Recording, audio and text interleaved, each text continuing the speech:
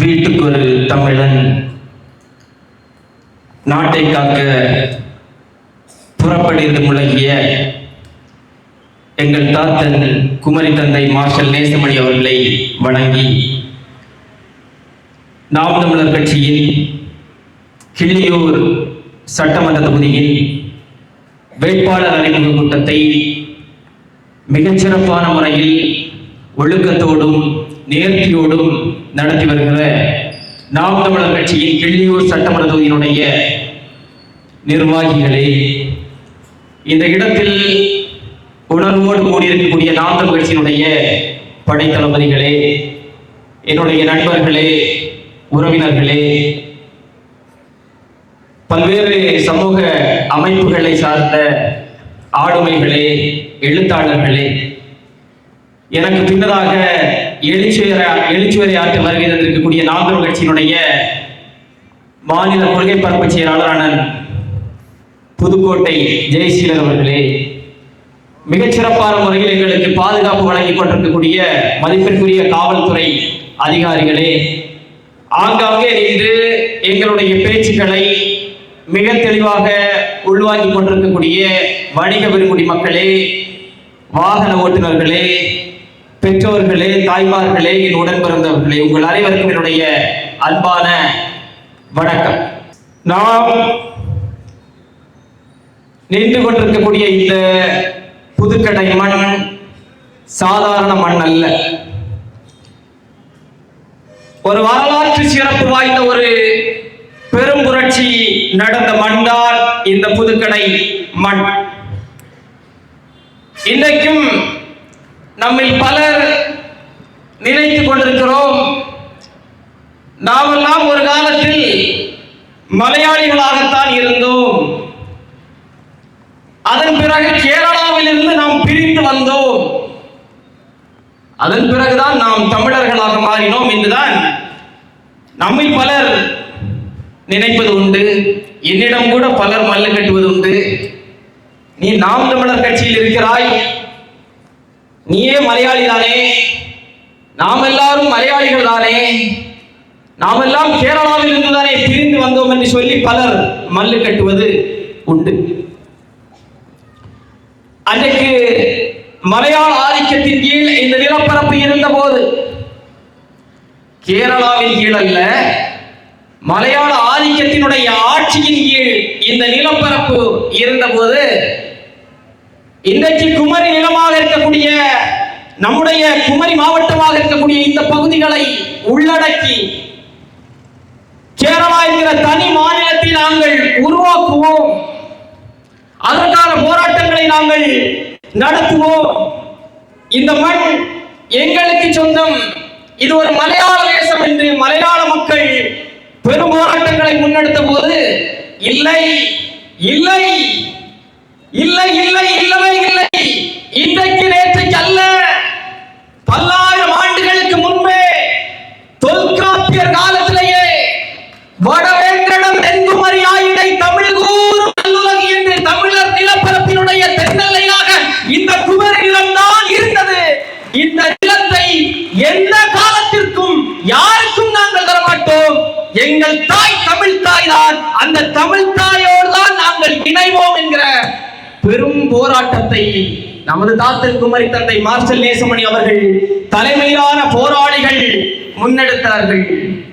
அந்த போராட்டத்தினுடைய ஒரு பகுதி, அந்த போராட்டத்தினுடைய ஒரு பகுதி 70 ஆண்டுகள் கடந்தும் இன்றைக்கும் இந்த பகுதியில் நின்று நான் பேசுகிறேன். எங்களுடைய மூதாதைகள் இந்த மண்ணில் ரத்தம் சிந்திய மூதாதைகளுடைய குடும்பத்தாரை நாங்கள் ஏன் இந்த மண்ணில் ஏற்றி, இந்த மேடையில் ஏற்றி அவர்களை கௌரவம் செய்தோம்? ஏன் இந்த கூட்டம் ஆரம்பிப்பதற்கு முன்பு புதுக்கடையில் இருக்கக்கூடிய எல்லை போராட்ட தியாகிகளுடைய நினைவு சின்னத்திற்கு சென்று நான் மாலை அணிவித்து என்னுடைய பரப்புரையை வேட்பாளர் அறிமுக கூட்டத்தை நான் ஆரம்பித்தேன் என்றால், அவர்கள் இல்லை என்றால் இன்றைக்கு என்னுடைய வாயிலிருந்து தமிழ் வந்திருக்குமா என்பது கேள்விக்குறி. அவர்கள் இல்லை என்றால் இன்றைக்கு கன்னியாகுமரி தமிழ்நாட்டின் ஒரு பகுதியாக இருந்திருக்குமா என்பது கேள்விக்குறி. கேள்விக்குறி. எங்களிடம் சொல்கிறார்கள் கன்னியாகுமரி மாவட்டம் மத அரசியல் தான் இங்கே ஈடுபடும், இங்கே மக்கள் மதத்திற்காகத்தான் வாக்கு செலுத்துவார்கள் என்று சொல்கிறார்கள். வரலாறு தெரியாத மக்களினுடைய கருத்தாகத்தான் நான் அந்த கருத்தை பார்க்கிறேன். தமிழ் தேசியம் குமரில்ல பரப்பில் வெல்லாது, தமிழ் தேசியத்தில் மத அரசியல், குமரில்ல பரப்பில் மத அரசியல் தான் வெல்லும். இங்கே தமிழ் தேசிய அரசியல் வெல்லாது என்று சொல்லக்கூடிய எல்லோருக்கும் நாங்கள் சொல்லிக் கொள்ளக்கூடிய செய்தி ஒன்றுதான். பலர் இந்த நிலப்பரப்பில், தமிழர் நிலப்பரப்பில் பலர் தமிழ் தேசிய அரசியலை பேசினாலும் முதலாக தமிழ் தேசிய அரசியல் வென்ற மண் இந்த குமரிமண். அதனுடைய நீட்சியாகத்தான் நாம் தமிழர் கட்சிக்கு முதல் ஒன்றிய கவுன்சிலரை குமரிமண் தான் கொடுத்தது. அதனுடைய நீட்சியாகத்தான் நாம் தமிழர் கட்சிக்கு முதல் பேரூராட்சி கவுன்சிலரை குமரி நிலம் தான் கொடுத்தது. நான் சத்தியம் செய்து சொல்கிறேன், எங்களுடைய தாத்தங்களுடைய மூச்சு காற்று உருவாகிக் கொண்டிருக்கக்கூடிய இந்த புதுக்கடை மண்ணில் என்று சபதம் எடுத்து சொல்கிறேன், நாம் தமிழர் கட்சிக்கு இந்த கன்னியாகுமரி மாவட்டம் இந்த மண்ணிலிருந்துதான் முதல் சட்டமன்ற உறுப்பினர்.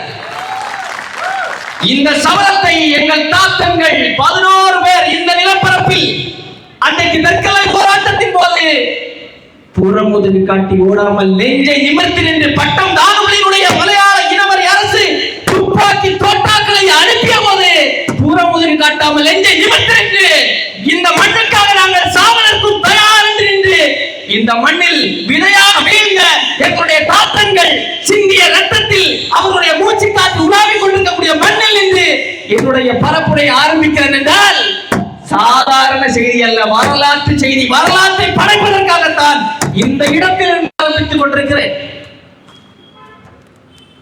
என் அன்பு மக்களுக்கு நான் ஒரு சில செய்தி சொல்ல வேண்டும் என்று நினைக்கிறேன்.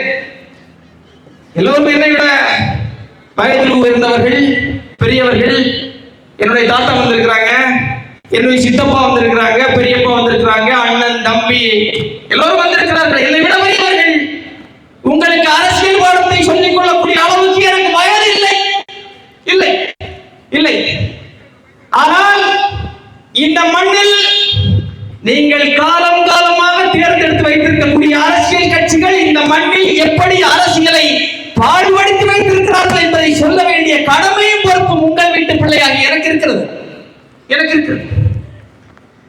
பல அரசியல் கட்சிகளை நீங்கள் பார்த்திருப்பீர்கள், பல அரசியல் கட்சிகளுடைய கூட்டங்களை பார்த்திருப்பீர்கள். இந்திய நிலப்பரப்பில் பல ஆயிரம் அரசியல் கட்சிகள் இருக்கிறது. நூற்றுக்கணக்கான அரசியல் கட்சிகள் இல்ல, ஆயிரக்கணக்கான அரசியல் கட்சிகள் இந்த இந்திய நிலப்பரப்பில் இருக்கிறது. தமிழ்நாட்டிலும் பல கட்சிகள் இருக்கிறது. 100 ஆண்டு கால வரலாற்றை கொண்ட காங்கிரஸ் கட்சி இருக்கிறது. ஒட்டுமொத்த இந்திய நிலப்பரப்பை ஆளக்கூடிய பாரதிய ஜனதா கட்சி இருக்கிறது.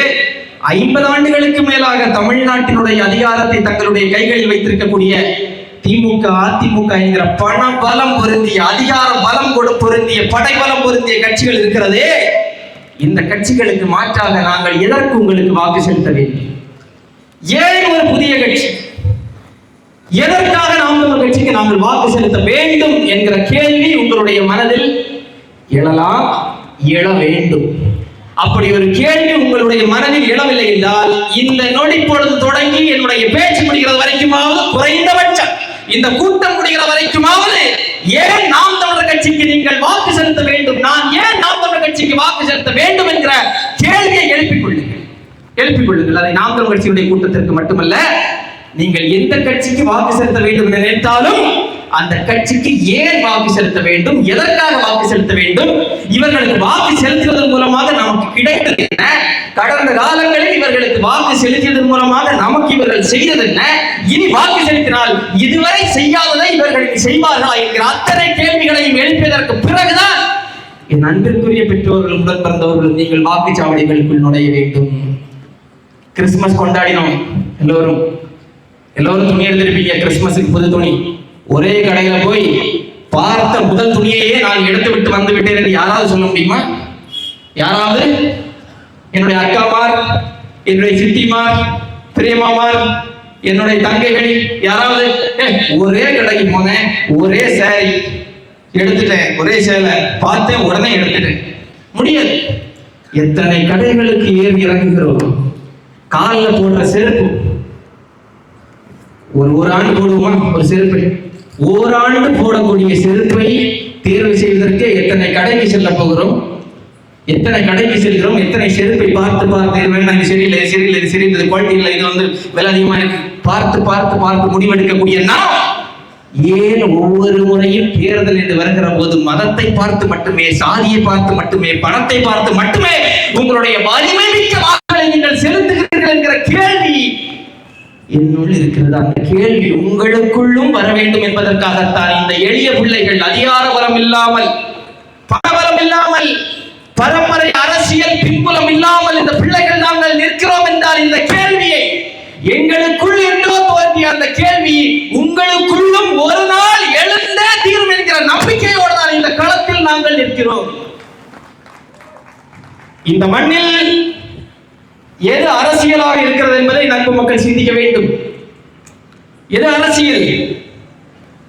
அரசியலா அதிகாரம் மிக்கது, பணம் சம்பாதிக்கலாம், கட்ட பஞ்சாயத்து பண்ணலாம், ஸ்டேஷன்ல போய் பஞ்சாயத்து பண்ணலாம், மாவட்ட ஆட்சியர் அலுவலகமா அரசு அலுவலகங்களா அங்க போய் நம்ம பேரை சொன்னா எல்லா காரியமும் நடக்கும். குவாரியில போய் கொள்ளை அடிக்கலாம், கமிஷன் வாங்கலாம், ரோடு போடுறதுல கமிஷன் வாங்கலாம், பாலம் கட்டுறதுல கமிஷன் வாங்கலாம். என்னதான் தவறு செய்தாலும் இந்த அரசியல் அதிகாரத்தை பயன்படுத்தி நான் என்னை தற்காத்துக் கொள்ளலாம். நான் என்னுடைய சுயலாபத்திற்காக, என்னுடைய சுயநலத்திற்காக, என்னையும் என்னுடைய குடும்பத்தையும் வாழ வைப்பதற்காக நான் யாரை வேண்டுமானாலும் திருடி, யாருக்கு வேண்டுமானாலும் துரோகத்தை செய்து மக்களுடைய பணத்தை எந்த விதமான குற்ற உணர்ச்சியும் துளி கூட இல்லாமல் கொள்ளையடித்து கோடிக்கணக்கில் நான் சம்பாதித்து நாம் பெரும் பணக்காரனாகலாம்.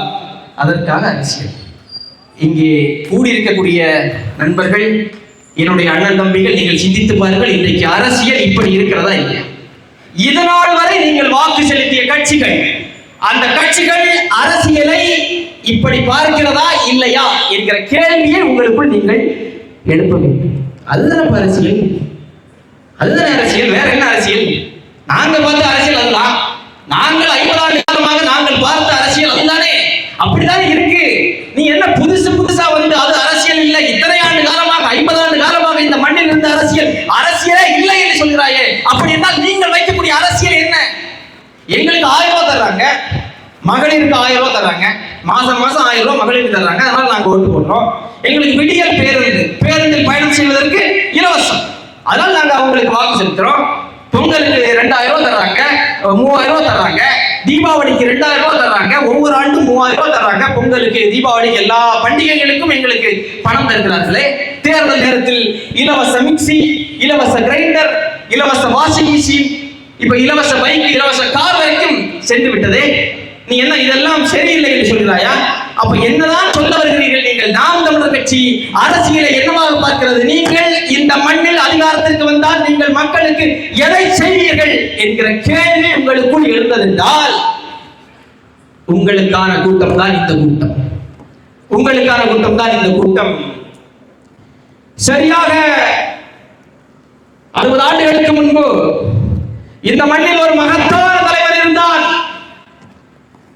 60 ஆண்டுகள் கடந்தும் அந்த தலைவனை தோற்கடித்த கட்சிகள், அந்த தலைவனை வீழ்த்திய கட்சிகள், அந்த தலைவனுக்கு எதிராக இந்த நிலப்பரப்பு முழுமைக்கும் பரப்புரை செய்த கட்சிகள், அந்த தலைவனுக்கு எதிராக கொச்சையான விமர்சனங்களை தங்களுடைய கட்சிகளுடைய அதிகாரப்பூர்வ நாளிதழ்களில் கூட வெளியிட்ட கட்சிகள் கூட இன்றைக்கு பேசுகிறது.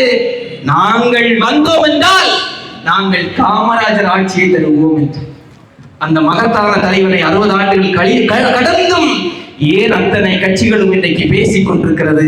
அவருடைய ஆட்சியை நாங்கள் கொடுப்போம் என்று சொல்கிறார்கள் என்றால் அந்த மகன் மட்டும்தான் இறுதியாக இந்த நிலப்பரப்பில் ஆட்டபோது அரசியல் என்பது தனியார் முதலாளிகளுக்கானது அல்ல. அரசியல் என்பது அயோக்கியர்கள் பணம் சம்பாதிப்பதற்கான தொழில் அல்ல. அரசியல் என்பது சட்டவிரோதமான செயல்களில் ஈடுபட்டு தன்னுடைய குடும்பத்தையும் தன்னையும் தற்காத்துக் கொண்டு கோடி கோடியாக கொள்ளையடிப்பதற்கான வேலை அல்ல. அரசியல் என்பது முழுக்க முழுக்க மக்களுக்கு செய்யும் சேவை என்று முழங்கியது மட்டுமல்லாமல் அதை நிறைவேற்றி காட்டிய காலத்தில் நின்று அதை நடத்தி காட்டிய ஒற்றை தலைவன் எங்கள் தாத்தன் காமராஜர் அவர்தான். அவருக்கு பிறகு இந்த மண்ணில் ஒரு தூய அரசியல், ஒரு சரியான அரசியல் காமராஜருக்கு பிறகு ஐயா கருணாநிதி அவருடைய ஆட்சி, கருணாநிதி அவர்கள் அண்ணாதுரை அவருடைய ஆட்சி, கருணாநிதி அவருடைய ஆட்சி, எம்ஜிஆர் அவருடைய ஆட்சி, அம்மையார் ஜெயலலிதா அவருடைய ஆட்சி, ஐயா எடப்பாடி பழனிசாமி அவருடைய ஆட்சி, ஐயா ஓபிஎஸ் அவருடைய ஆட்சி, அதை தொடர்ந்து ஐயா மு.க. ஸ்டாலின் அவருடைய ஆட்சி. இத்தனை பேர் ஆண்டு இருக்கிறார்கள். நீங்கள் மனச்சான்றை தொட்டு சொல்ல வேண்டும். இவர்களில் எவராவது காமராஜர் கொடுத்த ஆட்சிக்கு ஒரு 10 விழுக்காடு கொடுத்தார்களா? கொடுத்தார்களா யாராவது? இல்ல இனி வருகிறவர்கள், புதிதாக வந்திருப்பவர்கள் யாராவது கொடுப்பார்கள் என்கிற நம்பிக்கை இருக்கா? இல்ல இல்ல. ஏன்? அரசியல்னாலே எப்படித்தானப்பா, யார் வந்தாலும் இப்படித்தானப்பா, யார் வந்தாலும் இப்படிதான், இந்த யார் வந்தாலும் இப்படித்தான், யார் வந்தாலும் இப்படித்தான் என்று கேட்கக்கூடிய மக்களிடம் நான் கேட்கக்கூடிய ஒரே ஒரு கேள்வி, ஒவ்வொரு முறையும் நாங்கள் வாக்களி கேட்க வருகிற போது யார் வந்தாலும் இப்படித்தான், யார் வந்தாலும் இப்படித்தான் சொல்கிறீர்களே, இதுவரை யாரெல்லாம் வந்தது? யாரெல்லாம் வந்தது? திமுக வந்தது இந்த மண்ணில், அதிமுக வந்தது இந்த மண்ணில், காங்கிரஸ் வந்தது இந்த மண்ணில், பாரதிய ஜனதா கட்சி வந்தது இந்த மண்ணில், அவர்களோடு கூட்டணி வைத்த கட்சிகள் இந்த மண்ணில் வந்தார்கள், அவர்கள் வந்தார்கள். நாங்கள் இதுவரை எப்போதாவது அதிகாரத்துக்கு வந்தோம்? அப்ப யாரு வந்தாலும் இப்படிதான் என்கிற உங்களுடைய பட்டியலில் தவறே செய்யாது, எங்களையே அந்த பட்டியலில் இணைத்து வைத்திருக்கிறீர்கள் என்கிற கேள்விதான் நாங்கள் எழுப்பிக் கொண்டிருக்கிறோம். அப்ப நீ என்ன சொல்லணும்? இதனால் வரை இந்த மண்ணில் அதிகாரத்தில் இருந்த திமுக, அதிமுக, காங்கிரஸ், பாரதிய ஜனதா கட்சி, இந்த கட்சிகள் எந்த கட்சியுமே சரியானதை செய்யவில்லை. அதனால் இவர்களை தூக்கி ஓரமாக வீசிவிட்டு இவர்களுக்கு மாற்றாக ஒரு தூய சக்தியை, ஒரு புதிய இளைஞர் படையினுடைய இந்த கைகளில் இந்த மண்ணினுடைய அரசியல் அதிகாரத்தை கொடுப்போம் என்று நீங்கள் நினைத்திருந்தீர்கள் என்றால் உங்களுடைய பிரச்சனைகள் இன்னைக்கு நீங்கள் போராடி கொண்டிருக்கிறீர்கள் இல்லையா? ஆசிரியர்கள் ஒரு ஓரமா போராடுறாங்க. தமிழ்நாட்டுடைய ஆசிரியர்கள் அடுத்த தலைமுறையை உருவாக்கக்கூடிய, அடுத்த தலைமுறையை செதுக்கக்கூடிய ஆசிரியர் பெருமக்கள் இன்றைக்கு போராடுகிறார்கள். எதுக்கு? பணி நிரந்தரம் செய்ய போராடுகிறார்கள். தரவை இழுத்து செல்கிறது இந்த அரசு, ஐயா ஸ்டாலின் அவருடைய அரசு. இவர் ஆசிரியர்களின் பாதுகாப்புனா ஆசிரியர்கள் மட்டும்தான் போராடுகிறார்களா? செவிலியர்கள் போராடுகிறார்களே, மருத்துவர்கள் போராடுகிறார்களே, தூய்மை பணியாளர்கள் போராடுகிறார்களே, போக்குவரத்து தொழிலாளர்கள் போராடுகிறார்களே, மாணவர்கள் போராடுகிறார்களே, மீனவர்கள் போராடுகிறார்களே, வேளாண் பெருங்குடி மக்கள் போராடுகிறார்களே, இந்த நாட்டில் இருக்கக்கூடிய அத்தனை துறைகளிலும் வேலை செய்யக்கூடிய அத்தனை பேரும், வேலை இல்லாதவர்களும் போராடுகிறார்களே. ஏன் இத்தனை போராட்டம்? ஏன் இத்தனை போராட்டம்? நாங்கள் நல்லாட்சியை கொடுக்கிறோம் என்றால் ஏன் இத்தனை போராட்டங்கள் இந்த மண்ணில் நடக்கிறது? ஏனென்றால் மக்களுக்கு எது தேவையோ நீங்கள் அதை கொடுக்கவில்லை. அதுதான் இங்கே போராட்டத்திற்கான காரணம். மக்களுக்கு எது தேவையோ அதை கொடுக்காமல் நீங்கள் எதை கொடுக்கிறீர்கள் தெரியுமா? நான் சொன்னேன் இல்லையா, 1500 மிக்சியையும் கிரைண்டரையும் மக்கள் கேட்காததை எல்லாம் மக்களுக்கு கொடுத்து விட்டு மக்கள் கேட்கக்கூடிய எதையுமே நீங்கள் அவர்களுக்கு கொடுக்காததன் விளைவுதான் இத்தனை போராட்டங்கள். நான் சொல்கிறேன், ஒரு அரசு எதுக்கு அரசியல்? எது அரசியல்? ஒரு அரசு மக்களுக்கு எதை கொடுக்க வேண்டும்? எதை கொடுக்க வேண்டும்? நான் ஒரு தனி மனிதன், ஒரு சாமானிய மனிதன், நான் கல்வி கற்க வேண்டும், நான் படிக்கணும்.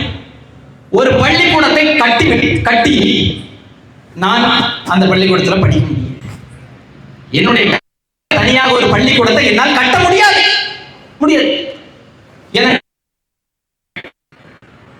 மருத்துவம் வேண்டும் என்றால் நான் மருத்துவம் பார்ப்பதற்கு, என்னுடைய குடும்பத்தார் மருத்துவம் பார்ப்பதற்கு என்னால் ஒரு மருத்துவமனையை கட்ட முடியாது. என்னால் வாகனத்தை வாங்கிக் கொள்ள முடியும், ஆனால் அந்த வாகனத்தை ஓட்டுவதற்கான சாலையை என்னால் போட முடியாது. என்னால் மின்சாரத்தை பயன்படுத்திக் கொள்ள முடியும், ஆனால் அதை உற்பத்தி செய்ய முடியாது. அப்போ இங்க என்ன தேவை இருக்கிறது? ஒரு தனி மனிதனுக்கு என்னென்ன தேவைகள் இருக்கிறதோ அந்த தேவைகளை ஒரு தனி மனிதனால் என்னென்ன தேவைகளை, அவனுடைய அடிப்படை தேவைகளை அவனால் பூர்த்தி செய்து கொள்ள முடியாதோ அதையெல்லாம் செய்து கொடுப்பதற்கு அந்த தனி மனிதனுக்கு, ஒவ்வொரு தனி மனிதனுக்கும் ஒரு அமைப்பு தேவைப்படுகிறது. அந்த அமைப்பு தான் அரசு. அந்த அரசை நடத்துவதுதான் அரசியல். இவ்வளவுதான் அரசியல். அரசியலுக்கு ரொம்ப விளக்கம் கொடுக்க வேண்டிய அவசியம் இல்லை. இதுதான் அரசியல். சரி பாப்பா, நீங்க அரசியல் பேசுறீங்க, அரசு பேசுறீங்க, எல்லாம் சரி. நீங்கள் வந்தால் இதை செய்வீர்கள். நீ நாம் தமிழர் கட்சி அதிகாரத்திற்கு வந்தால் நீங்கள் என்ன செய்வீர்கள்? என்ன செய்வீர்கள்? என் அன்பு மக்களுக்கு நான் சொல்கிறேன், நிறைய பெற்றோர்கள் இருக்கிறீர்கள் இங்கே. அநேகமாக உங்களுடைய பிள்ளைகள் பெரும்பாலும் தனியார் பள்ளிக்கூடங்களில் தான் படித்துக் கொண்டிருப்பார்கள் இல்லையா? வட்டிக்கு கடன் வாங்கி தனியார் பள்ளிக்கூடங்களில் நம்முடைய பிள்ளைகளை அனுப்புகிறோம் இல்லையா? ஏன் வட்டிக்கு கடன் வாங்கி தனியார் பள்ளிகளில் நம்முடைய பிள்ளைகளை அனுப்புகிறோம்? ஏனென்றால் அரசு பள்ளிகளில் நம்முடைய பிள்ளைகளை அனுப்பினால் பிள்ளையுடைய பிணம் தான் வரும் என்பது நமக்கு தெரியும். கடந்த வாரம் கூட ஒரு சம்பவம் நடந்தது, உங்கள் எல்லோருக்கும் நினைவிருக்கும் என்று நினைக்கிறேன். குறைந்தபட்சம் அரசு பள்ளிகள் ஒரு சுகாதாரத்தை, ஒரு ஆரோக்கியமான சுகாதார வசதிகளை, ஒரு சரியான உட்கட்டமைப்போடு அரசு பள்ளிகள் இருந்ததென்றால் அரசு பள்ளிகளை நோக்கி பிள்ளைகள் செல்வார்கள். பெற்றோர்கள் அரசு பள்ளிகளை நோக்கி பிள்ளைகளை அனுப்புவார்கள். சரியா இல்லையா? அரசு பள்ளிகளில் கல்வி இலவசம் என்கிறார்கள். அரசு பள்ளிகளில் கல்வி இலவசம் என்றால் இலவசமாக கிடைக்கக்கூடிய கல்வியை விட்டுவிட்டு ஏன் பல லட்சம் செலவு செய்து தனியார் பள்ளிகளுக்கு ஒவ்வொரு பெற்றோரும் தங்களுடைய பிள்ளைகளை அனுப்புகிறார்கள்? ஏற்படுகிறார்கள். அதற்கான பதில் உங்கள் எல்லோருக்கும் தெரியும், எல்லோருக்கும் தெரியும். அப்போ இங்க என்ன தேவை இருக்கிறது என்றால், ஒரு அரசு அடிப்படை, முதலில் ஒரு அரசு ஒரு நாட்டின் குடிமகனுக்கு எதை கொடுக்க வேண்டும் என்றால் தரமான கல்வியை எல்லோருக்கும் சரியாக சமமாக இலவசமாக கொடுக்க வேண்டும். இந்த நாட்டில் இருக்கக்கூடிய ஏழை விவசாயி சொல்றதுக்கே எங்களுக்கு பயமா இருக்கு, வெக்கமா இருக்கு.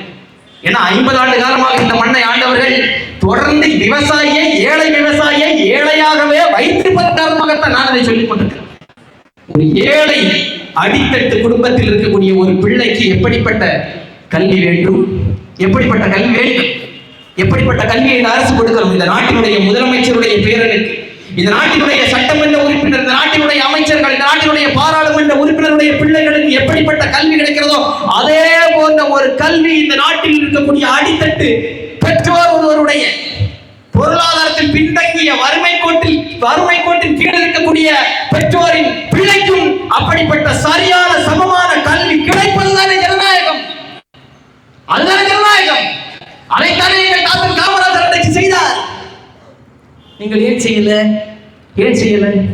நான் சொல்கிறேன் அன்பு மக்களே, நாம் தமிழர் கட்சி ஒவ்வொரு முறையும் தேர்தலுக்கு உங்களுக்கு நாங்கள் பணம் தர மாட்டோம். எங்கள்கிட்ட இல்ல, இருந்தாலும் தர மாட்டோம். உங்கள்கிட்ட இருந்தா எங்களுக்கு தாங்க. நாங்கள் எல்லோருக்கும் தரமான கல்வியை சமமாக நாங்கள் தருவோம். தரமான கல்வி, கல்விக்கேற்ற வேலை வாய்ப்பு, வேலைக்கேற்ற சம்பளம். இளைஞர்கள் வேலையை தேடி போகக்கூடாது, வேலைதான் இளைஞர்களை தேடி போக வேண்டும். அப்படிப்பட்ட ஒரு சூழல் இன்றைக்கு இருக்கிறதா? நீங்கள் சிந்தித்து பாருங்கள். அறிவார்ந்த பெற்றோர்கள் நீங்கள் சிந்தித்து பார்க்க வேண்டும். 17 வயசுல பள்ளி படிப்பை முடிக்கிறான் ஒரு மாணவன். 17 வயதில் பள்ளி படிப்பை முடித்துவிட்டு 18 வயது நிரம்பலாம், இல்லை நிரம்பாமல் கூட இருக்கலாம், கல்லூரிக்குள் நுழைகிறான். 18 வயது நிரம்பலன்னா வாக்குரிமை பெறுவதற்கு கூட அவனுக்கு உரிமை இல்லை என்கிறது, அவனுக்கு தகுதி இல்லை என்கிறது இந்தியாவுடைய அரசியலமைப்பு சட்டம். வாக்குரிமை பெறுவதற்கு கூட வயதை அடையாத ஒரு பச்சிளம் குழந்தையை கல்லூரிக்குள் நுழைந்த முதல் நாளே நீங்கள் என்னவாக அவனை அனுப்புகிறீர்கள்? கடனாளியை அனுப்புகிறீர்கள். கல்வி கடன் கொடுக்கிறோம். கல்வி கடன் யாருக்கு? 17 வயதான ஒரு குழந்தைக்கு, ஒரு மைனர் குழந்தைக்கு கல்விக்கு கடன் கொடுக்கிறியே, அதிலும் வட்டிக்கு கடன் கொடுக்கிறியே. நான் கேட்கிறேன், நீ அரசு நடத்துகிறீர்களா இல்லை வட்டி கடன் நடத்துகிறீர்களா? நீங்கள் எப்படிப்பட்ட கொடுமை? நீங்க சிந்திச்சு பாருங்க.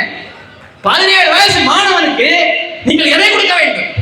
ஊக்கத்தை கொடுக்கணும், உற்சாகத்தை கொடுக்கணும், தன்னம்பிக்கையை கொடுக்க வேண்டும், அறிவை பெருக்கக்கூடிய கல்வி.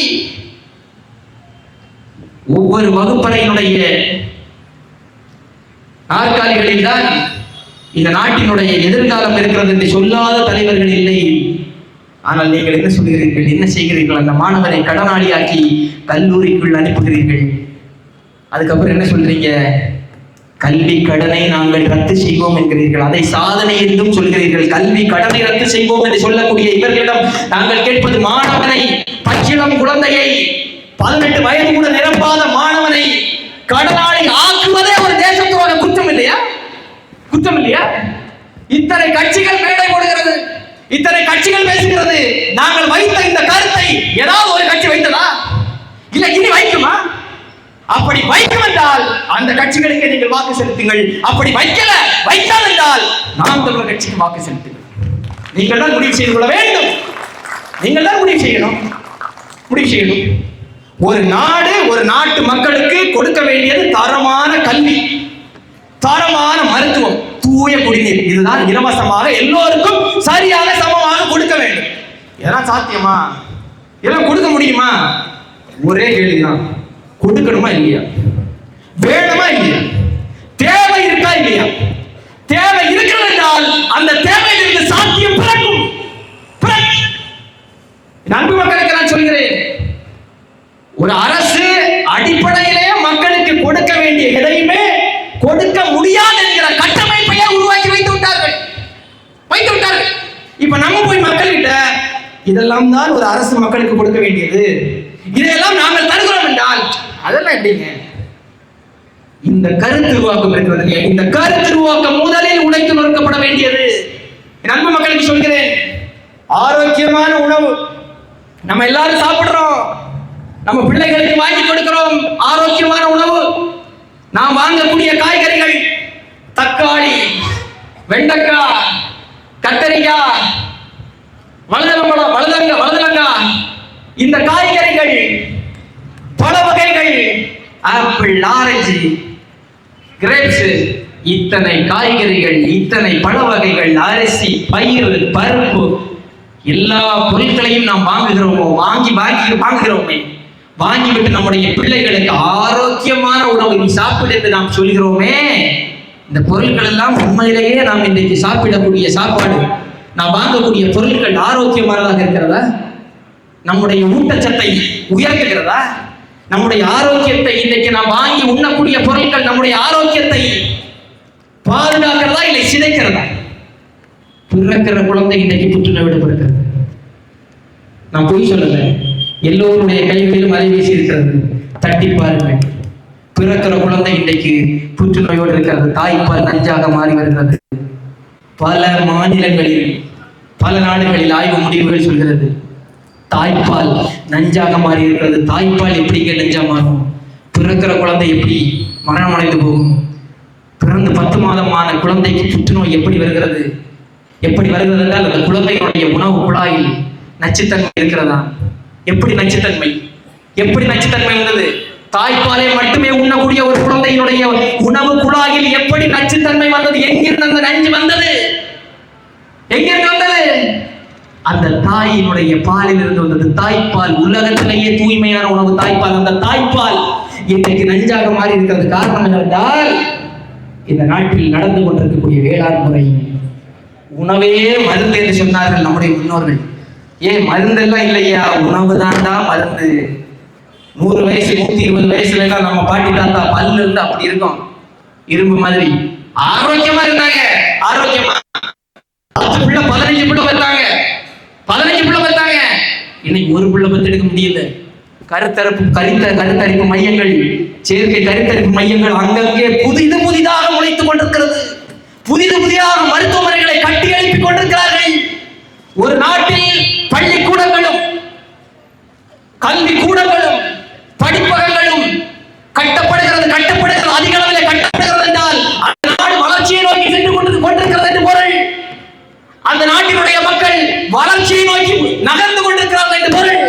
ஆனால் ஒரு நாட்டில் புதிதாக அண்டை மாநிலங்களில் இருந்தும் அண்டை மாவட்டங்களில் இருந்தும் ஏன் அண்டை நாடுகளில் உள்ள கிளைகள் கூட ஒரு நாட்டில் புதிதாக மருத்துவமனைகளை கட்டுகிறது, புதிதாக மருந்துகளை கொண்டு வருகிறார் என்றால் என் அன்பு மக்களுக்கு நான் சொல்கிறேன், நம் எல்லோருக்கும் அடிக்கக்கூடிய சாபமணி தான் அந்த மணி. நீங்க என்ன வேணாலும் செய்யுங்க, எல்லாத்தையும் விடுங்க. இது பெரிய பிரச்சனை. 1000 சிக்கல்கள் இருக்கிறது, நமக்கு எண்ணற்ற சிக்கல்கள் இருக்கிறது. முதலில் நாம் சரி செய்ய வேண்டியது நம்முடைய வீடுகளில் இருக்கக்கூடிய சமையல் அறையில் இருக்கக்கூடிய உணவு பொருட்கள். அதை சரி செய்யாமல் நீங்கள் எதை செய்தாலும் நாம் செய்ய வேண்டியது முதலில் நாட்டு மக்களினுடைய ஆரோக்கியத்தை பாதுகாக்க வேண்டும். ஆரோக்கியத்தை பாதுகாக்க வேண்டும். எல்லோருக்கும், நாட்டு மக்கள் எல்லோருக்கும் நஞ்சில்லா உணவு. நஞ்சில்லா உணவு. நம்ம இன்னைக்கு பாருங்க, பூச்சிக்கொல்லி மருந்து தெளிக்கிறாங்க. பூச்சிக்கொல்லி மருந்து அது எப்படி மருந்தாகும்? மருந்து கொல்லுமா வாழ வைக்கும்? மருந்து கொல்லுமா வாழ வைக்கும்? மருந்து வாழ தானே வைக்கும். அப்ப பூச்சிக்கொல்லி எப்படி மருந்தாச்சு? எப்படி மருந்தாச்சு? மருந்துன்னு வச்சாதான் நீங்க வாங்கி அடிப்பீங்க பூச்சி. அதனால பூச்சிக்கொல்லி மருந்து. நான் ஒரே ஒரு கேள்வி எடுப்பேன். இந்த நாட்டில் நடக்கக்கூடிய வேளாண் முறை, இன்றைக்கு பூச்சிக்கொல்லி மருந்துகளையும் ரசாயன உரங்களையும் கொட்டி நடந்து கொண்டிருக்கிறது இல்லையா? இந்த வேளாண் முறை, இந்த வேளாண்மையின் மூலமாக நமக்கு கிடைக்கக்கூடிய உணவுப் பொருட்கள் எல்லாம் அந்த பூச்சிக்கொல்லி மருந்தினுடைய நச்சுத்தன்மையோடு கிடைக்கிறதா? இல்லை, அந்த நச்சுத்தன்மை நீக்கப்பட்டு எந்த விதமான கலப்படம் இல்லாமல், எந்த விதமான ரசாயனம் கலப்பும் இல்லாமல் கிடைக்கிறதா? யாராவது பதில் சொல்ல முடியுமா? அத்தனையும் நச்சு பொருளாக மாறி இருக்கிறது. காரணம் என்ன? நமக்கு இந்த வேளாண் முறை. விவசாயம், ரசாயன விவசாயம் எல்லாம் கிடையாது. விவசாயம் ஒண்ணுதான் நமக்கு. இயற்கை வேளாண், அதுதான் வேளாண்மைனாலே இயற்கை தான். அப்படிதான் இருந்தோம். அதை அழித்தான். அதை அழித்து முடித்து இன்றைக்கு இந்த மண்ணில் நடந்து கொண்டிருக்கக்கூடிய வேளாண் முறை, ரசாயன உரங்கள், பூச்சிக்கொல்லி மருந்துகளை கொட்டி நமக்கு கிடைக்கக்கூடிய அத்தனை உணவுகள் இன்றைக்கு நஞ்சாக மாறி இருக்கிறது. யாராவது ஒருவர், நீங்கள் 50 ஆண்டு காலமாக காங்கிரஸில் இருந்திருப்பீர்கள், நீங்கள் 50 ஆண்டு காலமாக திமுக, அதிமுக, பாஜகவில் இருந்திருப்பீர்கள், அந்த கட்சியினுடைய தீவிர விசுவாசிகளாக இருந்திருப்பீர்கள், அந்த கட்சிகளுக்கு வாக்கு செலுத்தியிருப்பீர்களே, அந்த கட்சிக்கு போர் சொல்லியிருப்பீங்களே, அந்த கட்சிக்காக உங்களுடைய ரத்தத்தை வேர்வையாக சிந்தி உழைத்திருப்பீர்களே, அந்த கட்சிகளில் ஏதாவது ஒரு கட்சி இதை ஏதாவது ஒரு மேடையில் பேசியிருந்தா 2016 ஒரு ஆட்சி வரைவறிக்கை நாங்கள் வெளியிட்டோம். நாம் தமிழர் கட்சி அமைந்ததும் இந்த ரசாயன உரங்கள், பூச்சிக்கொல்லி மருந்துகள் மூலமாக நடக்கக்கூடிய வேளாண் முறையை ரத்து செய்துவிட்டு மறுபடியும் இயற்கை வேளாண் முறையை மீட்டெடுத்து நஞ்சில்லா உணவு, அதுவே எமது லட்சிய கனவு என்கிற முழக்கத்தை முன்னிறுத்தி தொடர்ந்து இந்த களத்தில் நாங்கள் இருந்து கொண்டிருக்கிறோம். அது மட்டுமல்லாமல் எங்களுடைய கட்சி உழவர் பாசறை என்கிற ஒரு பிரிவை வைத்து நஞ்சில்லாத உணவுப் பொருட்களை நாங்கள் உற்பத்தி செய்து மக்களுக்கு கொடுத்துக் கொண்டிருக்கிறோம். இதுதான் மாற்று. திமுக அதிமுக மாற்று எப்படி? எதில் மாற்று? காங்கிரஸ் பாஜக மாற்று எப்படி? எதில் மாற்று?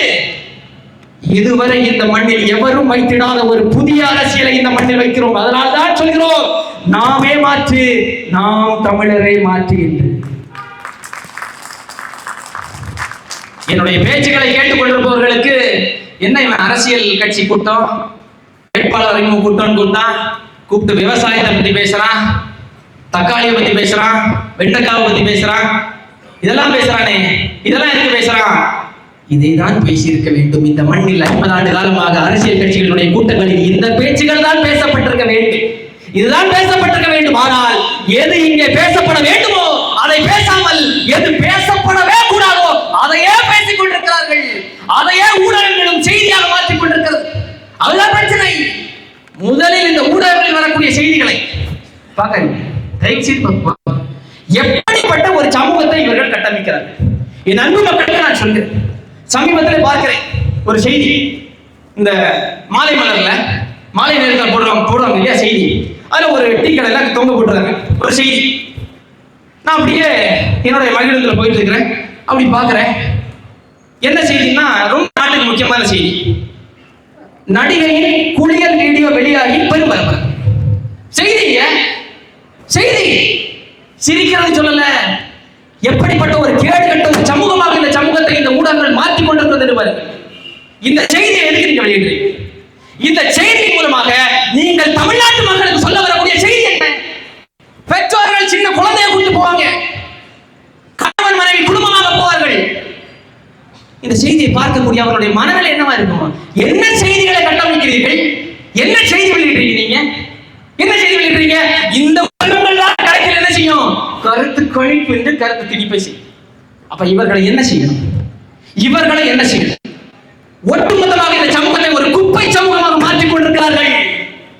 பேராபத்தை நோக்கி தமிழ் சமூகம் சென்று கொண்டிருக்கிறது. சின்ன பசங்க எல்லாம் கையில கஞ்சா ஊர் நடந்துட்டு இருக்கிறாங்க.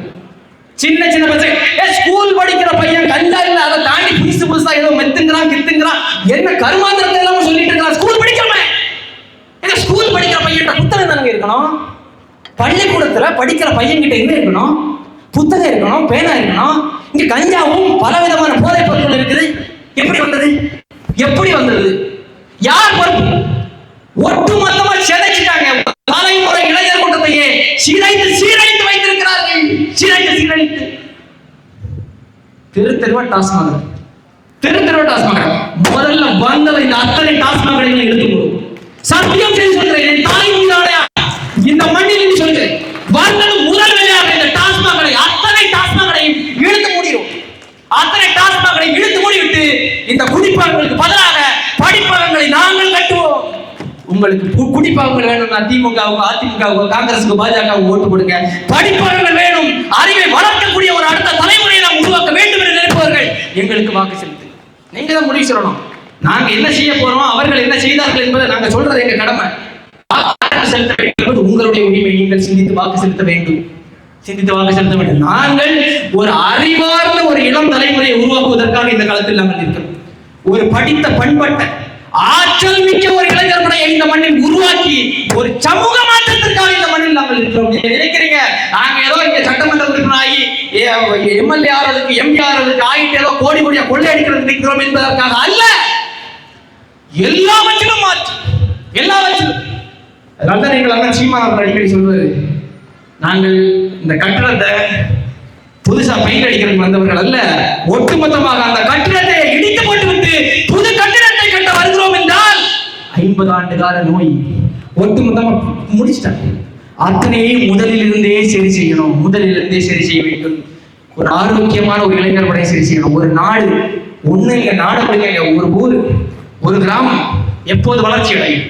ஒரு கிராமம் எப்போது வளர்ச்சி அடையும் என்றால் அந்த ஊரில், அந்த உள்ளூரில், அந்த உள்ளூரை சார்ந்த இளைஞர்கள் பொருளாதார வலிமையோடு வலிமையா நிற்கணும். அப்பதான் அந்த ஊர் வளரும், வலிமையா நிற்கும், அந்த கிராமம் வளரும், அந்த நாடு வளரும், அப்பதான் வளரும். ஆனா நீங்க என்ன செய்றீங்க? என்ன செய்றீங்க? கிறிஸ்துமஸுக்கு எல்லாரும் வந்துட்டாங்க கன்னியாகுமரி மாவட்டத்துக்கு. ஏன் யாருமே ஊர்ல இல்ல? ஏன் இல்ல? இங்க வேலை வாய்ப்பு இல்ல. இல்ல எல்லாம் வேணாங்க. தமிழ்நாட்டிலேயே அதிக அளவிலே 2 வீட்டுக்கு ஒருத்தர் சொல்லலாம் வெளியூருக்கு போறது, 3 வீட்டுக்கு ஒருத்தர் சொல்லலாம் வெளிநாட்டுக்கு போறது.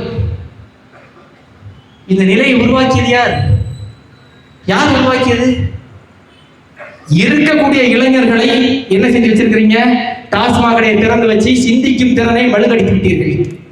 மீதி அதையும் தாண்டி இந்த போதை பொருட்கள் அடிமையானவ கொஞ்சம் சிந்திக்கக்கூடிய இளைஞர் இருந்தானா அவனுக்கு வேலை வாய்ப்பு கொடுக்கறது இல்லை, அவனை வெளியேற்று.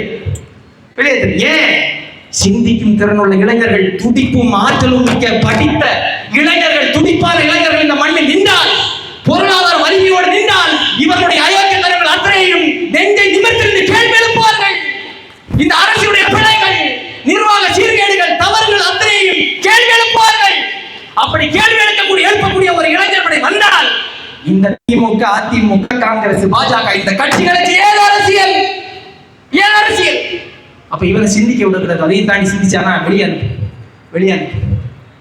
உண்மையிலே கிள்ளியூர் தொகுதியில் கடந்த 4 மாதங்களாக 4-5 மாதங்களாக நான் பரப்புரை செய்கிற போது எனக்கு ரொம்ப பெருமையான ஒரு விஷயம் என்ன அப்படின்னா, என்னுடைய தொகுதியினுடைய இளைஞர்கள் உண்மையிலே நான் ரொம்ப பெருமைப்படுறேன். நான் பல பகுதிகள், கிட்டத்தட்ட கிள்ளியூர் தொகுதியில் இருக்கக்கூடிய எல்லா பகுதிகளுக்கும் நான் சுற்றுப்பயணம் செஞ்சேன். எங்கே போனாலும் இளைஞர்கள் அப்படி ஒரு கிரிக்கெட் பேட்டை வச்சுட்டோ, பாலையில் கிரிக்கெட் பந்தை எடுத்தோ, இல்ல கால்பந்தை எடுத்தோ மைதானத்தில் விளையாடி கொண்டிருக்கிறார்கள். என்னடா மைதானத்தில் இளைஞர்கள் விளையாடுறது எல்லாம் பெருமையாக சொல்றீங்க என்று நீங்கள் கேட்கலாம். உண்மையிலேயே அது ஆச்சரியமா இருக்கு. ஏன்?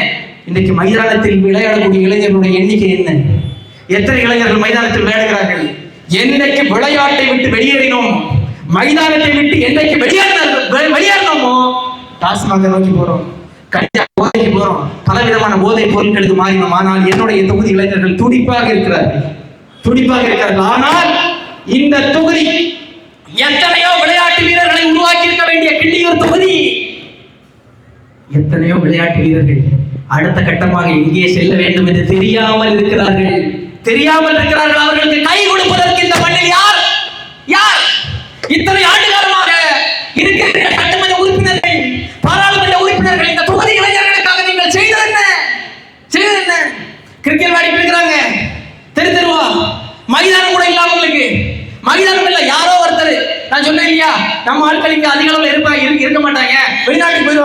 அப்படி வெளிநாட்டுக்கோ வெளியூருக்கோ போய் சம்பாதிச்சு யாராவது ஒருத்தர் எங்கேயாவது கொஞ்சம் நிலத்தை வாங்கி போடுவாரு. அவர் ஊர்ல இல்லாத நேரம் பார்த்து நம்ம பசங்க அங்க போய் அது கிரவுண்ட் ஆக்கும். அவர் வந்தா காம்பவுண்ட் கட்டிடுவார், முடிஞ்சு போச்சு. விளையாடுறதுக்கான எத்தனை மைதானங்களை உருவாக்கி வைத்திருக்கிறீர்கள். நான் ஒரு கிரிக்கெட் வீரன், என் அன்பு மக்களுக்கு சொல்கிறேன். கன்னியாகுமரி மாவட்ட கிரிக்கெட் அணிக்காக ஆடியவன் நான். இந்தியாவுடைய கிரிக்கெட் அணிக்கு ஆட வேண்டும் என்கிற ஒரு கனவு இருந்தது. அது கிரிக்கெட் பார்க்கக்கூடிய எல்லோருக்குமே இருக்கும், பெரும்பாலான இளைஞர்களுக்கும் இருக்கும், எனக்கும் இருந்தது. ஆனா எப்படி அடுத்த கட்டத்துக்கு போகணும்னு எத்தனை பேருக்கு தெரியும்? எத்தனை பேருக்கு தெரியும்? அவர்களை வழிநடத்துவதற்கு யார் இருக்கிறார்? யார் வழிநடத்த வேண்டும்? இந்த விளையாட்டு துறையில் ஒன்று இருக்கு, அந்த துறை இயங்குகிறதா? குறைந்தபட்சம் அந்த துறையாவது இயங்குகிறதா இந்த நாட்டில்? இல்லை. நான் சொல்கிறேன், நான் ஏற்கனவே சந்திப்பு நடத்திய போது, மக்கள் சந்திப்பின் போதே இளைஞர்கள் சொன்னேன், தற்காப்பு கலைகள், பல தற்காப்பு கலைகள் இருக்கிறது. இன்றைக்கு அந்த தற்காப்பு கலைகளில் ஈடுபடக்கூடிய இளைஞர்கள் வந்து அழுகிறார்கள். அண்ணே அவ்வளவு பாலிடிக்ஸ் பண்றானே, நாங்கள் அவ்வளவு திறமை இருக்கும், தகுதி இருக்கும், எங்களுடைய திறமைகள் எல்லாம் மழுங்கடிக்கப்படுகிறதுனா யார்கிட்ட போய் சொல்லணும்னே தெரியல. விளையாட்டில் கூட அரசியல் செய்கிறார்கள், என்ன செய்வது? நான் சொன்னேன், 4 மாசம்தான், 4 மாதத்தோடு உங்களுடைய பிரச்சனைகள் அத்தனைக்குமான தீர்வு இருக்கும். தைரியமாக இருங்கள். உங்களுக்காக, உங்களை போன்ற ஒரு இளைஞன் உங்களுடைய குரலாக, உங்களுடைய கரத்தை பிடித்து உங்களை தூக்கி எழுப்பதற்காக கிள்ளியூர் தொகுதியிலே உங்களுடைய அண்ணனாக, தம்பியாக நான் நிற்பேன். கவலைப்படாதீர்கள் என்று சொன்னேன். அக்கறை வேணும் இல்லையா? முதல்ல செய்யறதுக்கு நோக்கம் வேணும், அக்கறை வேணும், அதுக்கான திட்டம் வேணும். செய்யறது இல்லை. என்னுடைய கிள்ளியூர் தொகுதி, நாங்கள் காங்கிரஸ் கோட்டை என்கிறார்கள். நானே காங்கிரஸ்காரன் தான் ஒரு காலத்தில்.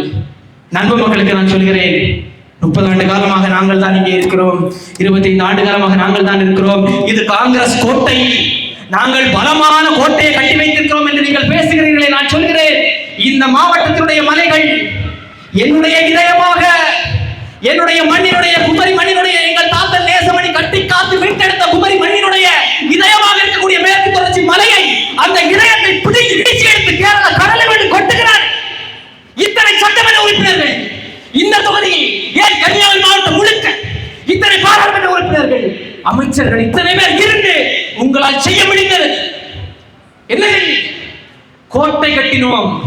கோட்டை நான் இங்க வந்து பாக்குறேன், என்ன சொன்னாங்க, கிள்ளியூர் தொகுதியில் ஒண்ணுமே பண்ண முடியாது, அது காங்கிரஸ்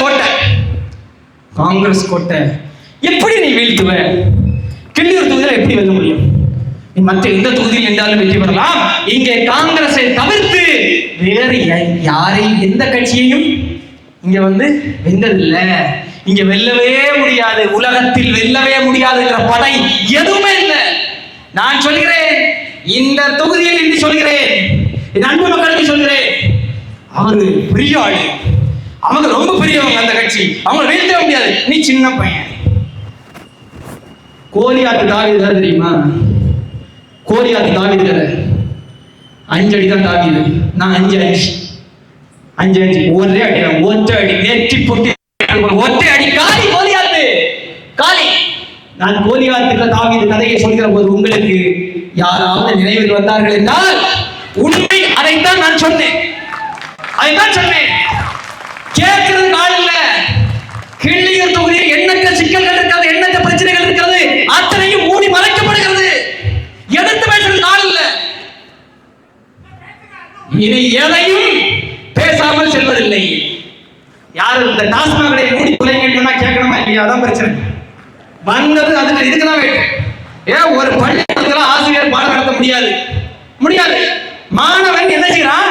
டாஸ்மாக் கடையில இருந்து யாரு? நம்ம அப்பா மதிப்பிற்குரிய ஸ்டாலின் அவர்கள் விற்பனை செய்து கொண்டிருக்கக்கூடிய அந்த அப்பாவுடைய பானம், திராவிட பானம் இருக்கக்கூடிய பாட்டிலை எடுத்து அப்பாவுடைய மகன் 9ஆம் வகுப்பு மாணவன் போய் ஆசிரியர் வகுப்பறையில போய் ஆசிரியருடைய தலையிலே அடிச்சு கொடுக்கிறான்.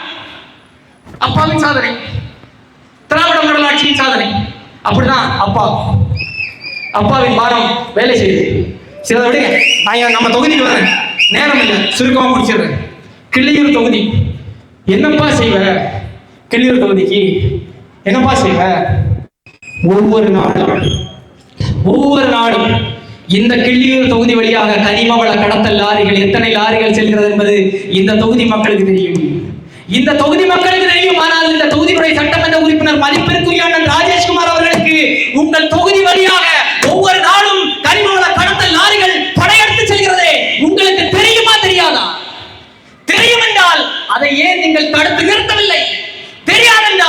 இது கூட தெரியாமல் நீங்கள் எதற்கு சட்டமன்ற உறுப்பினராக இருக்கிறீர்கள்?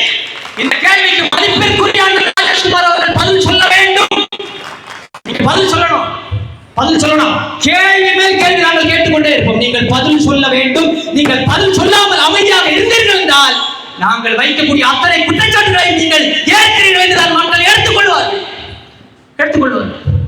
இங்க இருந்து லாரியா போகுது. நான் இந்த தொகுதியின் சட்டமன்ற உறுப்பினர். ஒத்த லாரி போயிருமா? ஒத்த லாரி. நாங்கள் அதிகாரம் எதுவும் இல்லாத ஒரே லாரிகளை சிறைபிடித்து அனுப்பியவர்கள். ஒண்ணுமே இல்லை, அதிகாரம் இல்லை. நான் எல்லாம் வார்டு கவுன்சிலர் கூட இல்லை, ஒண்ணுமே இல்லைங்க. எந்த அதிகாரமும் இல்லாத போது கூட என்னுடைய மலையை எப்படி நீ கொண்டு போய், என் மலையை நீ எப்படி எடுத்து செல்வாய்? இதுக்குதான் என்னுடைய தாத்தர்கள் ரத்தத்தை சிந்தினார்களா இந்த மண்ணில்? இதுக்குதான் ரத்தம் சிந்தினார்களா? அவர்கள் மீட்டெடுத்தார்கள் இந்த குமரியை. அதை பத்திரமாக எனக்கு பின்னால் வரக்கூடிய, எங்களுக்கு பின்னால் வரக்கூடிய அடுத்த தலைமுறை பிள்ளைகள் இந்த மண்ணை, நாங்கள் அவர்களுக்கு மீட்டு கொடுத்த மண்ணை, மலையை பாதுகாப்பார்கள் என்கிற வரலாற்று சிறப்புமிக்க பெரும் கடமையை எங்களுக்கு தந்திருக்கிறார். அந்த கடமையை செய்யலன்னா நான் எதுக்கு இந்த இடத்துல இருந்து நேசமணியை பேசி, எதுக்கு அப்துல் ரசாக்கை பேசி, எதுக்கு பேசி? ஒரு லாரி போகுது, போகாது. அங்கிருந்து கோழி கழிவும் மருத்துவ கழிவு கொட்டுது கேரளா. எவ்வளவு திமிருங்க, எவ்வளவு திமிரு, எவ்வளவு திராவிட. இங்க 6 சட்டமன்ற உறுப்பினர், ஒரு அமைச்சர், ஒரு பாராளுமன்ற உறுப்பினர், திமுக, காங்கிரஸ், அதிமுக, பாஜக அத்தனை கட்சிகளுக்கு மக்கள் பிரதிநிதிகள் இருந்தும் ஒரு லாரியை கூட உங்களால் தடுத்து நிறுத்த முடியவில்லை என்றால் இதற்கு உங்கள் அத்தனை பேருக்கும் பங்கு இருக்கிறது என்பதுதானே பொருள். அதை தாண்டி வேற என்ன பொருள்? அது தம்பி, இங்க இருந்து அந்த லாரி போறது வந்து இன்டர் ஸ்டேட் டிரான்ஸ்போர்ட் சட்டம் இருக்கு, அது ஒன்றிய அரசுடைய சட்டம். ஒண்ணுமே செய்ய முடியாது தம்பி என்கிறார்கள். அப்படியே அண்ணா அப்படி சொல்லக்கூடிய அண்ணனிடம் நான் கேட்கிறேன், இன்டர் ஸ்டேட் டிரான்ஸ்போர்ட் சட்டம் என்பது இங்கிருந்து மலைகளை எடுத்து அங்கே கொண்டு போவதற்கு மட்டும்தான் அனுமதிக்கிறதா, இல்ல அங்கிருந்தும் இங்கே கொண்டுவதற்கு அனுமதிக்கிறதா? மலையை இன்டர் ஸ்டேட் டிரான்ஸ்போர்ட் சட்டம் காஷ்மீர் தொடங்கி கன்னியாகுமரி பொருந்தும் தானே, அது கேரளாவுக்கு மட்டும் பொருந்தாதா? அப்ப அந்த சட்டத்தை பயன்படுத்தி கேரளாவில் இருந்து ஒரே ஒரு மண்ணை எடுத்துக்கொண்டு தட்டுங்க, நாங்க கட்சி கழிச்சு போயிடும். முடியாது. கோழி கழிவு, மருத்துவமனை, நாடு குப்பை கிடங்க. கிம்ஸ்னு ஒரு மருத்துவமனை, அந்த மருத்துவமனை என்ன செய்யுது? மருத்துவமனை அவருடைய குப்பையை எல்லாம், மருத்துவமனையுடைய குப்பைகள் எல்லாம் கூட நம்முடைய நிலத்தில் கொட்டுகிறது. எங்க இருந்தீங்க மருத்துவமனைக்கு இந்த துணிச்சல் பெறாவட்டெல்லாம்? எங்க வருது? எப்படி கொட்ட முடியும்? நீங்க சிந்திச்சு பாருங்க, எளிமையா நீங்க சிந்திச்சு பாருங்க. உங்கள் வீட்டில் இருக்கக்கூடிய குப்பைகளை பக்கத்து வீட்டுல யாராவது கொட்டு, உங்க பக்கத்து வீட்டுல இருக்கக்கூடிய குப்பைகளை உங்க வீட்டுல கொண்டு கொட்டு நான் விடுவீங்க? நீங்க யாராவது மனசாட்சி இருக்கக்கூடிய யாராவது வெட்டு குத்து நடக்கும். குப்பையை கொண்டதுக்காக பதிவு செய்யப்பட்ட வழக்குகள் எத்தனையோ வழக்குகள் இருக்கு, எத்தனையோ அடிதடி இருக்கு. ஆனால் ஒரு நாடு தன்னுடைய நாட்டின் குப்பைகளை எல்லாம் இங்கே கொண்டு கொட்டுகிறது. மானம் ரோசம் உள்ள சட்டமன்ற உறுப்பினர்கள், பாராளுமன்ற உறுப்பினர்கள் இந்த மண்ணில் இருந்தால் இது நடக்குமா? அதனால் தான் சொல்கிறோம், காங்கிரஸ் கோட்டை என்று சொல்கிறார்கள் இல்லையா? இவர்களுடைய கோட்டையில் என்றைக்கு ஓட்டை விழுந்து இவருடைய கோட்டைகள் என்றைக்கு தகர்த்து எறியப்படுகிறதோ அன்றைக்கு தான் இந்த மண் பாதுகாக்கப்படும். அதை முன்னின்று நாங்கள் செய்வோம். மதிப்பிற்குரிய அண்ணன் விஜய் வசந்த் அவர்கள் சமீபத்தில் பேசியிருக்கிறார், கங்கையை கன்னியாகுமரி வரைக்கும் கொண்டு வரணும். எவ்வளவு பெரிய ஆசை அண்ணன் விஜய் வசந்த் அவர்களுக்கு, ரொம்ப உன்னதமான ஆசை, உன்னதமான நோக்கம். அண்ணன் விஜய் வசந்த் அவர்களே, கங்கையிலிருந்து கொண்டு வரது இருக்கட்டும், இந்த 15 கிலோமீட்டருக்கு அப்புறம் நெய்யார் இடதுகரை கால்வாயிலிருந்து ஒரு சொட்டு தண்ணீர் கூட வரலையே, ஒரு சொட்டு தண்ணீர் கூட. அதற்கு என்னைக்காவது ஏதாவது ஒரு முயற்சி, அது வழக்கு இருக்கிறது. எங்க? உச்ச நீதிமன்றத்தில். என்ன பிரச்சனை தெரியுமா? ஏதாவது ஒரு பிரச்சனை இவர்களால் சரி செய்ய முடியாதுன்னா இவர்களே ஒரு வழக்கு போடுவாங்க, இல்ல எதிர்த்தரப்பு ஒரு வழக்கு போடும். அந்த வழக்கை அப்படியே நிறுத்த முயற்சிவது, அதை அப்படியே நீட்டிப்பது. எளிமையா சொல்லிடுவாங்க, வழக்கு. நாங்கள் சட்டமன்ற உறுப்பினர், ஆனால் இந்த மண்ணில் நாங்கள் வெற்றி பெற்றால் நெய்யார் இடதுகரை கால்வாயில தண்ணி வர முடியுமா? நெய்யார் இடதுகரை கால்வாயில் தண்ணீர் வரவில்லை என்றால் கன்னியாகுமரி மாவட்டத்திலிருந்து கேரளாவுக்கு ஒரு வண்டி போவாது. எல்லைகள் முடக்குவோம். எப்படி இங்க தண்ணி தரம் இருக்க முடியும்? தண்ணீர் என்ன கேரளாவுடைய சொத்தா? எங்கள் தாத்தன் குஞ்ச நாடார் அன்றைக்கு பேசினார் சட்டசபையில், நெய்யார் இடதுகரை கால்வாயை நம்முடைய உரிமை. நெய்யார் இடதுகரை கால்வாய் யாராவது சட்டமன்ற உறுப்பினர், நீங்கள் வாக்கு செலுத்தக்கூடிய காங்கிரஸ், திமுக, அதிமுக, பாஜக சட்டமன்ற உறுப்பினர்கள் என்னைக்காவது இந்த நெய்யார் இடதுகரை கால்வாய் பிரச்சனையை தீர்ப்பது குறித்து ஏதாவது பேசினார்களா? நீங்க செய்ய வேண்டாம் ஏதாவது பேசுனீங்களா? இல்ல. அப்ப எதுக்கு அவர்களுக்கே வாக்கு? எதுக்கு வாக்கு? கடல்ல மீனவர்கள் ஓகி புயல் வந்தப்போ, ஏய் என் அண்ணனை காணலடா, என் அண்ணன் கடலுக்கு போயிருக்கிறான், என் கும்பாரி கடலுக்கு போயிருக்கிறான், என் சித்தப்பா, என் தாத்தா, என் பெரியப்பா கடலுக்கு போனாரு, ஓகி புயல் காணாம போயிட்டாரு, நீ அவரை உயிரோட கூட கொண்டு வர வேண்டாம், உன் காலில் விழுந்து கேட்கிறேன், கதறி கேட்கிறேன், கெஞ்சி கேட்கிறேன், நீ உயிரோட கூட கொண்டு வர வேண்டாம். அவர்களுடைய பிணம் மிதக்கிற அவருடைய பிணத்தையாவது கொண்டு வா. எத்தனை பேர் கதறினோம். அண்ணன் சீமான் அவர்கள் 2 முறை வந்தார். அந்த மக்களோடு நாங்கள் போய் நின்றோம், 2 முறை நின்றோம். இந்த கதறல் சத்தம் இன்னமும் எங்களுடைய காதுகளில் கேட்டுக்கொண்டிருக்கிறது. இந்த கதறல் சத்தம் இந்த காங்கிரஸ் கோட்டை சட்டமன்ற உறுப்பினர் மதிப்பிற்குரிய ராஜேஷ்குமார் அவர்களுடைய காதுகளில் கேட்கிறதா இல்லையா? உங்களுக்கு கேட்கிறதா இல்லையா? எத்தனை ஆண்டுகால கோரிக்கை? ஹெலிகாப்டர் தளம் வேண்டும். கடலில் வேட்டையாடக்கூடிய எங்களுக்கு ஏதாவது பாதிப்பு வருகிறது என்றால் எங்களை மீட்டெடுப்பதற்கு ஹெலிகாப்டர் தளம் வேண்டும் என்பது எத்தனை ஆண்டுகால மீனவ மக்களுடைய கோரிக்கை. எந்தைக்கா இல்ல இந்த முறையும் சொல்வார், ஹெலிகாப்டர் தளம் கொண்டு வரப்படும். ஆனால் அண்ணன் ராஜேஷ்குமார் அவர்கள் அவரே சொல்கிறார். விகடன்ல ஒரு நேர்காணல் கேட்டிருந்தாங்க, நான் சில கேள்விகளை எழுப்பினேன். ஹெலிகாப்டர் தளம் கொண்டு வரும்னு சொன்னாங்களே, ஏன் கொண்டு வரவில்லை என்று அதற்கு அவர் பதில் சொன்னார், ஒன்றிய அரசு அனுமதி தரவில்லை என்று. எங்களை எல்லாம் பார்த்தா உங்களுக்கு எப்படி தெரியுது அண்ணன் ராஜேஷ்குமார் அவர்களே? எப்படி தெரியுது? ஒன்றிய அரசு அனுமதி தரவில்லை என்று சொல்லக்கூடிய நீங்கள் எத்தனை ஆண்டு காலம் ஒன்றிய அரசாக இருந்தீர்கள்? 2014 வரைக்கும் நீங்கள் தானே ஒன்றிய அரசாக இருந்தீர்கள். அப்போதெல்லாம் ஏன் கொண்டு வரவில்லை? ஒன்றிய அரசு அனுமதி தரவில்லை என்று நீங்கள் சொல்கிறீர்கள் என்றால் எதற்காக ஒவ்வொரு முறையும் சட்டமன்ற தேர்தலில் நீங்கள் சட்டமன்ற வேட்பாளராக போட்டியிடுகிற போது நான் வெற்றி பெற்றால் ஹெலிகாப்டர் தளம் கொண்டு வருவேன் என்று வாக்குறுதி கொடுக்கிறீர்கள். அப்போ ஒரு வாக்குறுதி கொடுங்க. இந்த முறை நீங்கள் வாக்குறுதி எப்படி கொடுக்கணும்? ஹெலிகாப்டர் தளம் இதுக்கு முன்னாடி நான் வெற்றி பெற்ற கொண்டு வர முடியல, ஏன்னா ஒன்றிய அரசு அனுமதி தரல. இந்த முறை ஒன்றிய அரசு அனுமதி தந்தால் ஹெலிகாப்டர் தளம் கொண்டு வருவேன் என்கிற வாக்குறுதியை தான் நீங்க கொடுக்கணும். அதை தாண்டி ஏதாவது வாக்குறுதி கொடுத்தீங்கன்னா என் மீனவ உடன்பிறப்புகள் செய்ய வேண்டியதை செய்வார்கள். அவர்கள் படித்தவர்கள், கற்றறிந்தவர்கள், அறிவில் சிறந்தவர்கள். அவர்களுக்கு தெரியும் இந்த முறை யாருக்கு எதை செய்ய வேண்டும் என்று அவர்களுக்கு தெரியும். 7 வருஷம் ஒரு மீனவன் கடலில் காணாமல் போனால் இறப்பு சான்றிதழ் கொடுப்பதற்கு 7 வருஷம். எதுக்கு 7 வருஷம்? 7 வருஷம் கடல்ல நீந்தி இருப்பாங்களா? 7 வருஷம் தாண்டி ஒருத்தர் வருவாரா? 7 வருஷம் எதுக்கு? இல்ல அதை நாங்கள் ஓராண்டாக மாற்றுவோம் என்கிற வாக்குறுதியை நீங்கள் கொடுத்தீர்களா இல்லையா?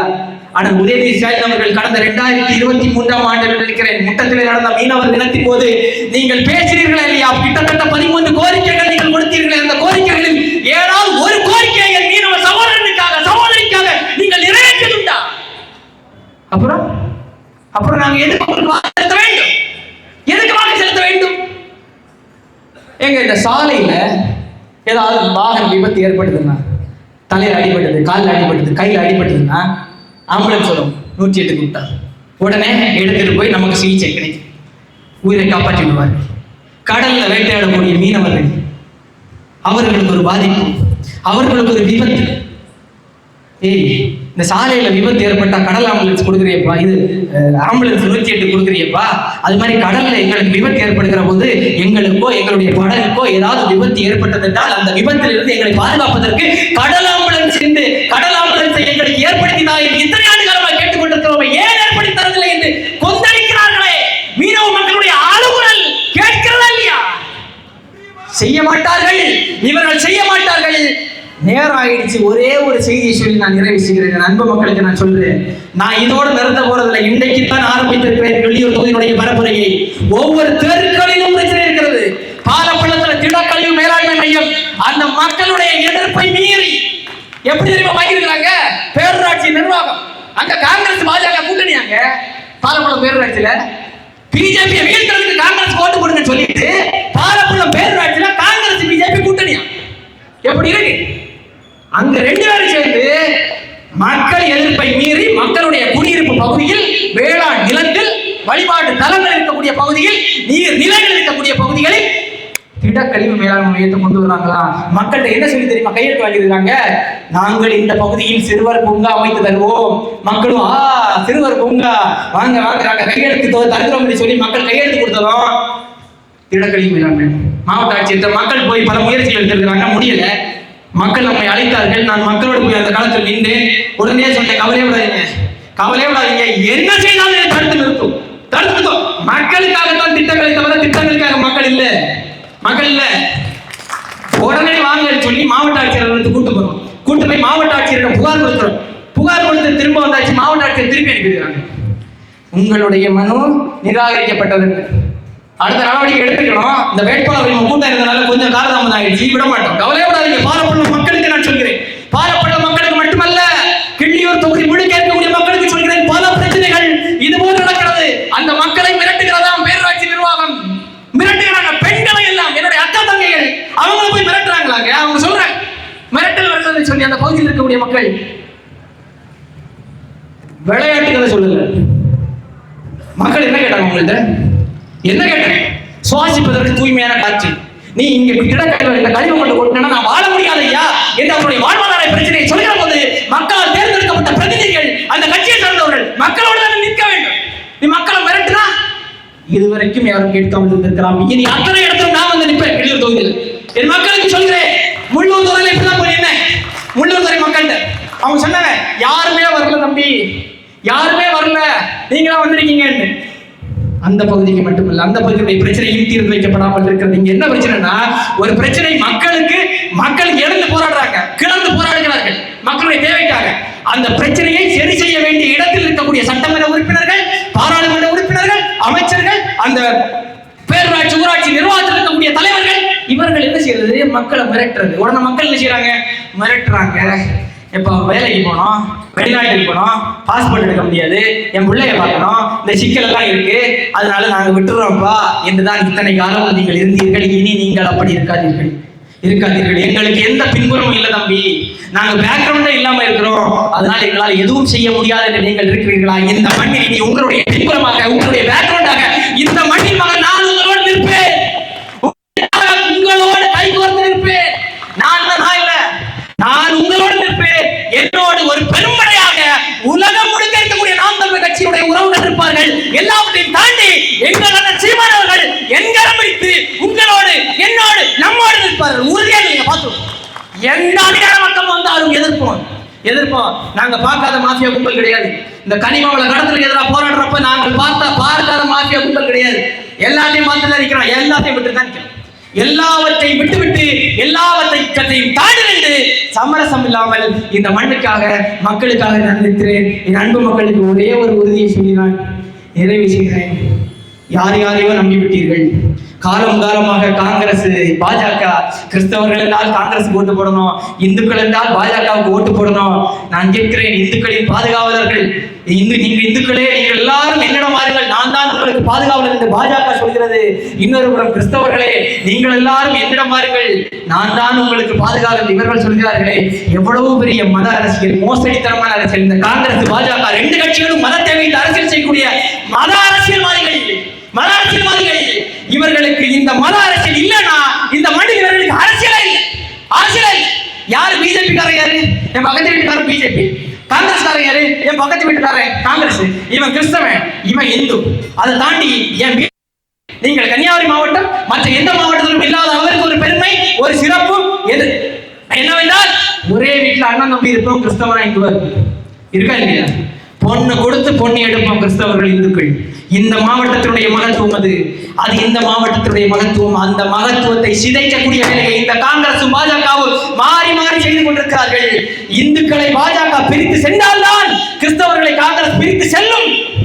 ஆனா நம்ம என்ன சொல்றோம்? பாஜக மதவாத அரசியல். பாஜக மதவாத அரசியல். பாஜக கோட்பாடு சித்தாந்தம் இந்த மண்ணில் குழி தோண்டி புதைக்கப்பட வேண்டியது. அது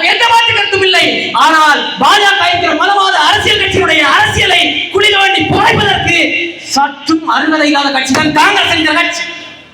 பாஜகவை யாரை வைத்து வைக்கிறீர்கள்? யாரை வைத்து வைக்க வேண்டும்?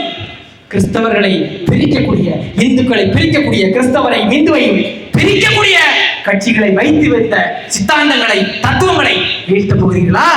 இல்லை, கிறிஸ்தவர்களையும் இஸ்லாமியர்களையும் இந்துக்களையும் நீங்கள் கிறிஸ்தவராக இருங்கள், இஸ்லாமியராக இருங்கள், இந்துக்களாக இருங்கள், நீ யாரா இருந்தாலும் நீ அண்ணன் தம்பிடா, நீ அண்ணன் தம்பிடா, நீ என் சித்தப்பண்டா, என் பெரியப்பண்டா. இங்க இருக்கக்கூடிய இந்துவும் இஸ்லாமியரும் கிறிஸ்தவனும் ஒரு தாய் வயிற்றில் ஒட்டி பிறந்த இரட்டை பிள்ளைகள். நீங்கள் இந்துவாக இருக்கலாம், கிறிஸ்தவனாக இருக்கலாம், இஸ்லாமியராக இருக்கலாம், ஆனால் நீங்கள் யாராக இருந்தாலும் இந்த சமயங்களை நீங்கள் ஏற்பதற்கு முன்பே, நீங்கள் இந்துவாக மாறும் முன்பே, இஸ்லாமியராக மாறும் முன்பே, கிறிஸ்தவராக மாறும் முன்பே, நீங்கள் எல்லோரும் இந்த மண்ணில், தமிழ்நாட்டில் இருக்கக்கூடிய 8 கோடி தமிழ் தேசிய மக்களும் நீங்கள் தமிழர்கள், நாம் தமிழர். ஆனால் தான் நாம் தமிழராக இந்த மண்ணில் நாங்கள் இருக்கிறோம். யாரோடு நீங்கள் இருக்க வேண்டும் என்பதை நீங்கள் முடிவு செய்து கொள்ள வேண்டும். நண்பு மக்களுக்கு சொல்கிறேன், அடுத்தடுத்து வருவேன். ஏற்கனவே வந்த ஒவ்வொரு பகுதிகளிலும் இனி அடுத்த 3 மாத காலம், 4 மாத காலம் ஒவ்வொரு பகுதியாக வருவேன், உங்களோடு இருப்பேன். நான் இந்த சட்டமன்ற தொகுதியில் வெல்வது உறுதி, உறுதி. ஏன் ஏன் இந்த கிள்ளியூர் சட்டமன்ற தொகுதியுடைய முதல் சட்டமன்ற உறுப்பினர் யார் தெரியுமா? யார் தெரியுமா? இவ்வளவு நேரம் பேசிட்டு இருந்தீங்க, எங்கள் தாத்தர் குமரி தந்தை மார்ஷல் நேசமணி. அவர்தான் இந்த மண்ணின் முதல் சட்டமன்ற உறுப்பினர் மார்ஷல் நேசமணி. அவருடைய காலம் முடிந்து விட்டது. அவர் எங்களுக்கு ஒரு வரலாற்று சிறப்பு வாய்ந்த கடமையை கையெழுத்து செய்திருக்கிறார். நேசமணியுடைய வழி வழியே வந்தவர்கள், நேசமணியை முழுமையாக படித்து, நேசமணியின் முழு அரசியலை முழுமையாக உருவாக்கி கொண்ட நேசமணியின் வழி வழியே வந்த நாங்கள் இந்த மண்ணில் வென்று நேசமணியும் அவரோடு நின்று போராடிய போராளிகளுடைய கனவை நனவாக்காமல் நாங்கள் ஓய மாட்டோம். வருகிற சட்டமன்ற தேர்தலில் நான் இதுவரை பேசியதெல்லாம் உண்மை, அது சரி என்று நீங்கள் நினைத்தால் மட்டும் விவசாய சின்னத்தில் எனக்கு வாக்கு செலுத்துங்கள் என்று விடைபெறுகிறேன். நன்றி, வணக்கம்.